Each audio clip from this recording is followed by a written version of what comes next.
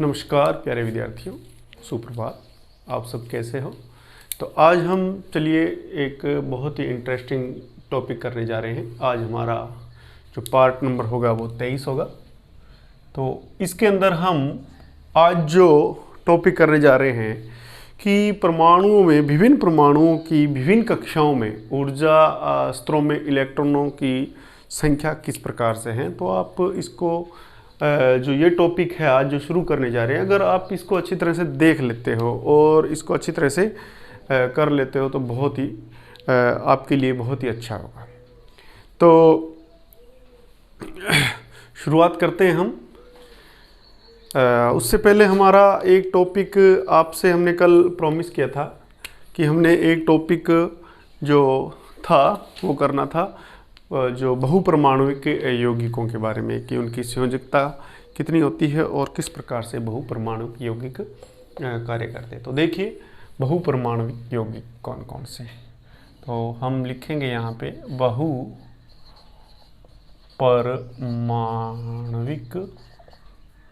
बहुपरमाणुविक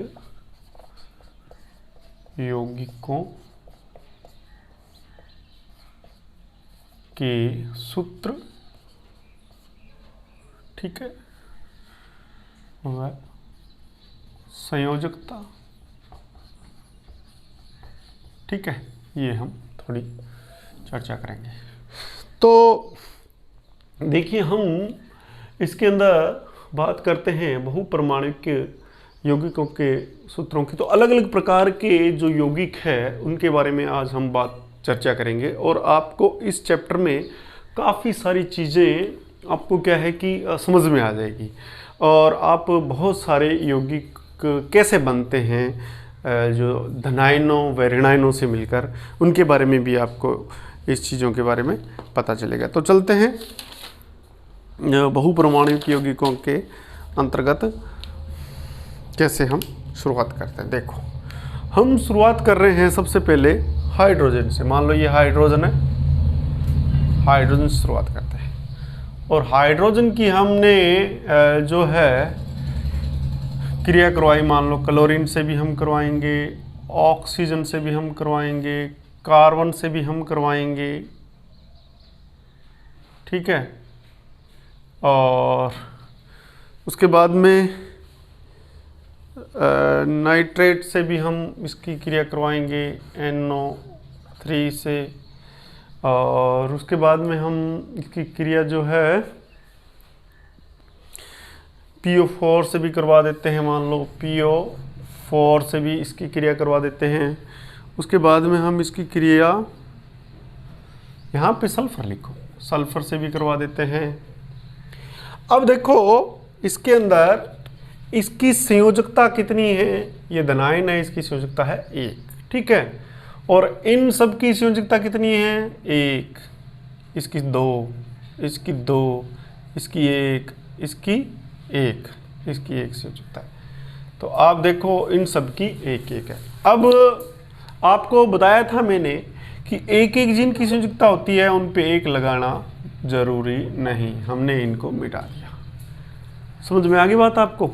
अब हम इसके द्वारा, ये इस एक धनायन के द्वारा इसको इन ऋणायनों के साथ में, ये क्या है ऋणायन है, इनके साथ में इसको अटैच करेंगे। अब मैंने यहाँ पे बताया कि इसकी संयोजकता इसकी कितनी है 1 है और इनकी संयोजकता क्लोराइड की 1, ऑक्साइड की 2 संयोजकता, सल्फाइड की 2, और ये नाइट्रेट है उसकी कितनी है, इसकी है 1, और इसकी फास्फेट की 1 है। अब देखो इसके हम सूत्र बनाते हैं। तो इससे बेटा ये सूत्र बन गया HCl। देखो एक क्या है, एक क्या है, H की संयोजकता 1 है। इस 1+1 को शून्य करने के लिए इसमें क्या जोड़ते हैं बेटा, -1, तो ये HCl बन गया। इसका नाम क्या है, हाइड्रोक्लोराइड, हाइड्रोक्लोरिक अम्ल, हाइड्रोक्लोरिक अम्ल भी है और इसको हम हाइड्रोजन क्लोराइड भी कहते हैं, ठीक है। अब हम हाइड्रोजन के साथ में ऑक्सीजन जोड़े तो बेटा ऑक्सीजन की संयोजकता कितनी है। अब हम इसको इस टाइप से लिखेंगे कि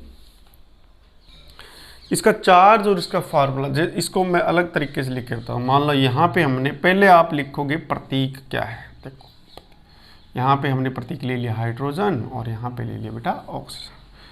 फिर इनकी संयोजकता कितनी है बेटा, संयोजकता लिखेंगे हम इसकी संयोजकता होती है +1 और इसकी होती है -2।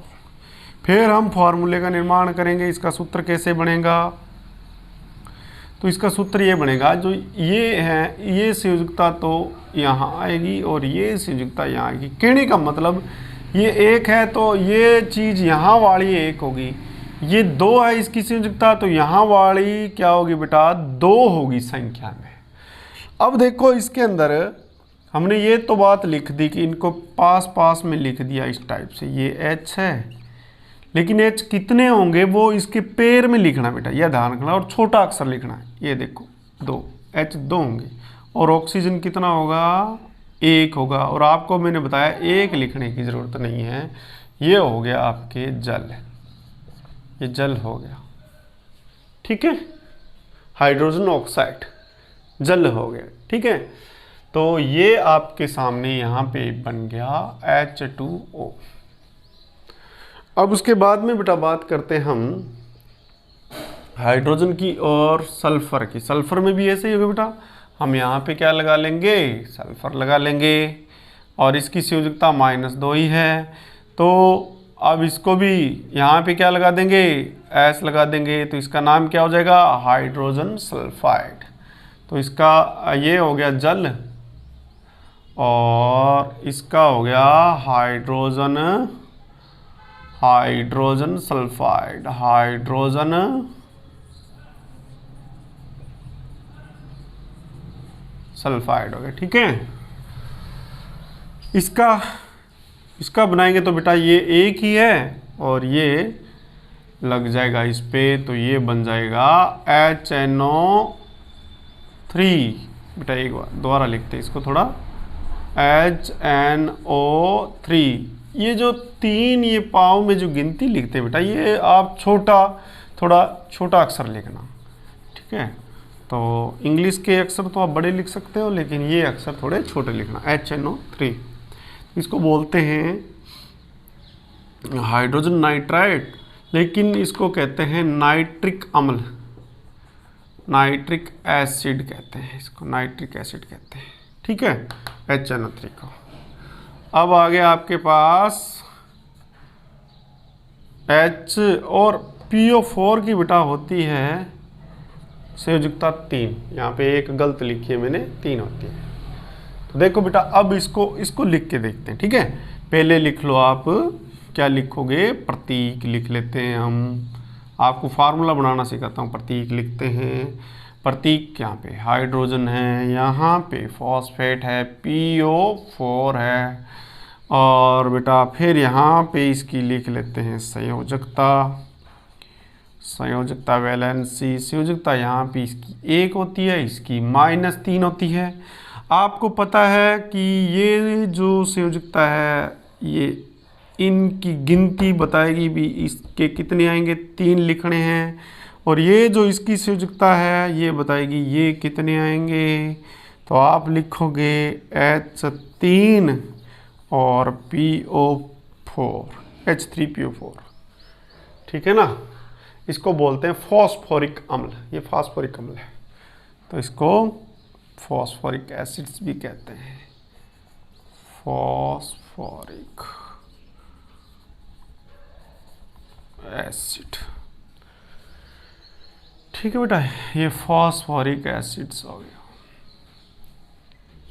इस बात का ध्यान रखना। तो इस प्रकार से हम फार्मूलों का निर्माण करेंगे। अब इनके अलावा, ये तो बात इनकी हो गई, इसके द्वारा हमने फार्मूलों के बात की, कौन कौन से बने, HCl बना है, H2O बना है, H2S बना है, HNO3 नाइट्रिक अम्ल बना है, H3PO4 फास्फोरिक अम्ल बना है, ठीक है। अब हम इसके बाद में लेते हैं इसके अलावा कोई और, तो देखिए उनको भी आप देखो किस टाइप से इसको बनाते हैं। तो आपको मुख्य तो संयोजकता को याद करना ही पड़ेगा बेटा। जो बातें याद करनी है उनको अभ्यास के द्वारा ही सीखा जा सकता है, और बार बार अभ्यास करोगे तो ये चीज़ें आपके बिल्कुल याद हो जाएगी। तो प्रिय विद्यार्थियों, आप लोग जब भी पढ़ने बैठो तो बेटा कॉपी पेन या रफ कॉपी अपने साथ में रखा करो। पहले रफ कॉपी में उतार लिया करो, उसके बाद में आप किताब की सहायता से समझ के और मेरे नोट्स की सहायता से आप उसको बिल्कुल अच्छे अपनी नोटबुक में बहुत ही अच्छे नोट्स बना लीजिए। ये आपके काम आने वाली चीज़ें हैं, ठीक है, और आपको इधर उधर जाने की ज़रूरत नहीं पड़ेगी बेटा, ठीक है। अब हम बात करते हैं नेक्स्ट दूसरा कि हमने ले लिया इसके अलावा मान लो क्लोरीन ले लिया बेटा, ठीक है। क्लोरीन के साथ में हमने करवा दी कैल्शियम की है या मैग्नीशियम की है या एल्यूमिनियम की है या फिर कार्बन की है। उसके बाद में इन चीज़ों की हमने इसके साथ में अभिक्रिया करवाई। तो देखो आप, इनकी संयोजकता लिख देता हूँ बेटा मैं। इसकी संयोजकता कितनी है बेटा? माइनस। इनकी संयोजकता कितनी है? +2, इसकी +2, इसकी +3, इसकी +4। ये इनकी संयोजकता है। आपको ध्यान रखना है ये क्या है? ये धनायन है, ये ऋणायन है। और इसने कितने इलेक्ट्रॉन दिए होंगे? इसने 2 इलेक्ट्रॉन किसी दूसरे को दिए हैं। इसने कितने इलेक्ट्रॉन दिए बेटा? इसने 2 इलेक्ट्रॉन मैग्नीशियम ने भी दिए हैं। और एल्यूमिनियम ने कितने दिए बेटा? 3 इलेक्ट्रॉन डोनेट किए हैं। और कार्बन ने 4। तो ये धनायन है और ये ऋणायन है। धनायन और ऋणायन जब 2 आयन प्लस और माइनस आपस में जुड़ते हैं तो कैसे यौगिक बनते हैं? आयनिक यौगिक। तो हम यहाँ पे किसको बना रहे हैं? बहुपरमाणविक यौगिकों के सूत्र व संयोजकता आप लिख लो। आयनिक यौगिकों के बारे में ही हम बात कर रहे हैं। और जो आयनिक कंपाउंड या यौगिक होते हैं वो बहुत ही प्रबल आकर्षण बल से बंधे होते हैं, क्योंकि जो प्लस होता है और जो माइनस होता है उनके बीच में बहुत ही प्रबल बॉन्डिंग होती है। बहुत ही मजबूती से वो एक दूसरे को आकर्षित करके बने होते हैं। उनको तोड़ने के लिए बहुत ज़्यादा ऊर्जा की आवश्यकता होती है।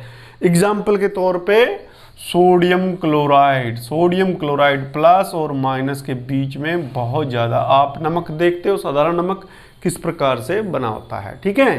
तो इस प्रकार से आपको ध्यान रखना है कि आयनिक यौगिक ठोस होते हैं जो आयनों से मिलकर बने होते हैं। इनके बीच में कैसा बल पाया जाता है?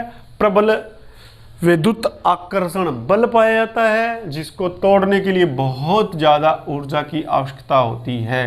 तो आयनिक यौगिक किससे मिलकर बने होते हैं बेटा? आयनिक यौगिक आयनों से मिलकर बने होते हैं। और आयन कितने प्रकार के होते हैं? 2 प्रकार के, एक धनायन और ऋणायन होते हैं। जो हम बात करें आयनिक यौगिकों की तो आयनिक यौगिक 2 प्रकार के, किससे? एक धनायन और दूसरा किससे मिलकर बना बेटा? ऋणायन से मिलकर बना है। इनके बीच में कैसा बल होता है? प्रबल आकर्षण बल होता है। इसका आकार कैसा होता है? छोटा होता है। ऋणायन का आकार कैसा होता है? बड़ा होता है, ठीक है। इनको इलेक्ट्रॉन खींचने की पावर En क्या होती है बेटा? इलेक्ट्रॉन खींचने की पावर कम होती है। इनकी इलेक्ट्रॉन खींचने की पावर क्या होती है? ज़्यादा होती है। ये कहाँ लगते हैं? यौगिक के आगे लगते हैं। ये कहाँ लगते हैं बेटा? ये यौगिक के पीछे लगते हैं, ठीक है। अंत में लिखते हैं। इनके प्रत्यय में क्या लगता है? इनके प्रत्यय में आइड लगा आता है या लिखा होता है या बोला जाता है। ये प्रत्यय आइड प्रत्यय इसमें बोला जाता है। इन बातों का वो ध्यान रखना है, ठीक है। ये बातें आपको समझ में आ गई। तो अब इनके द्वारा हम फार्मूला जो है बनाते हैं किस टाइप से, तो वो थोड़ा आप देख लें। देखिए आप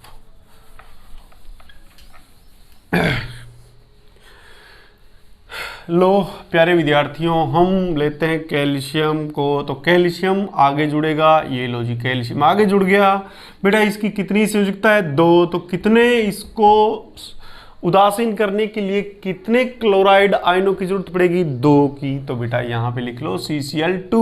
कैल्शियम, नाम इसका है calcium chloride, calcium chloride, calcium chloride है बेटा नाम, ठीक है। और इसके अंदर बेटा क्या हो जाएगा? इसकी संयोजकता भी +2 है तो इसमें भी ये लगेगा, तो इसका नाम क्या है? Magnesium chloride. इसका मतलब ये ऊपर वाला सेम, ठीक है। और बेटा ये 3 है तो AlCl3, क्लोराइड के कितने लगेंगे? 3। तो इसका नाम क्या होगा बेटा? Aluminium chloride. और ये बेटा क्या है? C, कार्बन की संयुक्ता 4 है तो कितने लगे? CCl4, CCl4। इसका नाम है, कार्बन क्लोराइड का दूसरा नाम क्या है बेटा? या तो कार्बन क्लोराइड कहो या इसका नाम है carbon tetra chloride, carbon tetra chloride. Tetra का मतलब बेटा कितने होते हैं? 4। तो कुछ आप बातें लिख लो। मोनो लिखा हुआ है बेटा, मोनो तो होता है 1, ठीक है। डाई लिखा हुआ है बेटा, डाई, तो डाई का मतलब होता है 2। बेटा ट्राई लिखा हुआ है, ट्राई, तो ट्राई ऐसे लिखा हुआ है तो इसका मतलब 3। और बेटा टेट्रा लिखा हुआ है, टेट्रा, तो टेट्रा का मतलब होता है बेटा जी 4। तो इस प्रकार से आपको ये गिनती भी आनी चाहिए। Mono 1, di 2, tri 3, tetra 4। तो इसका नाम क्या हो जाएगा? Carbon tetrachloride. इसका नाम क्या हो जाएगा?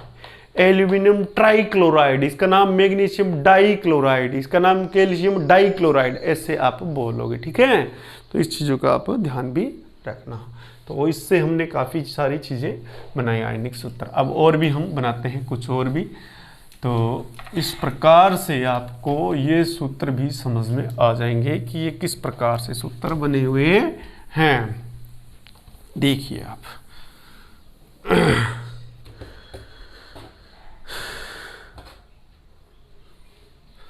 हम लेते हैं यहाँ पे एल्यूमिनियम और उसके बाद में लेते हैं ऑक्सीजन के बारे में, ठीक है। तो 2 अगर आपको दे रखे हैं आयन एक धन आयन एक ऋण आयन, तो आप उसको थोड़ा अभ्यास करके आप इसको बनाना सीखना। आपको कोई एक दी दिया बेटा एल्यूमिनियम, एक दी दिया ऑक्सीजन, आपको कोई कहे बनाओ भाई इसको बना के दिखाओ आप, इसका सूत्र कैसे बनेगा।